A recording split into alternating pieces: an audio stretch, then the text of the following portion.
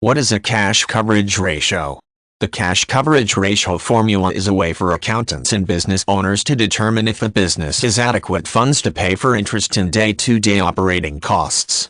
It will also help determine if the business is able to make a profit or must spend all its money to pay down debt.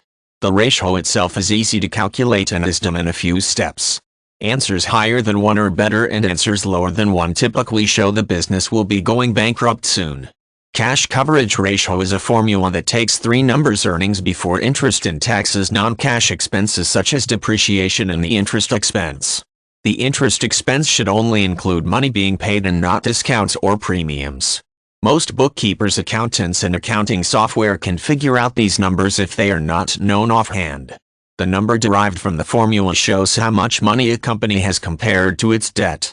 The formula starts by taking the EBITDA and adding it to the non-cash expenses. If the EBITDA is $300 and the non-cash expense is $100, the total is $400. This number is then divided by the interest expense.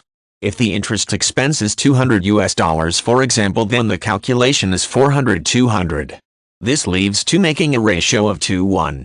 The leftover number represents how much money the company has to pay down its expenses.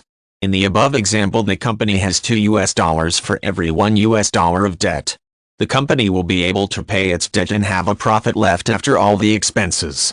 If the number is less than 1, this leaves the company in a bad place. This means the company cannot pay all of its debts. A number less than 1 is seen as an indicator that the business will go bankrupt, typically within a few years. The higher the number, the better the company is doing.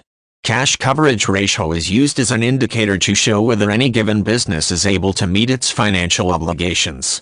It uses the actual costs and expenses of the business, so it is considered accurate in terms of showing the success of a company. If a company's uses expense estimates, the cash coverage ratio can still be accurate, but only if the estimates are correct.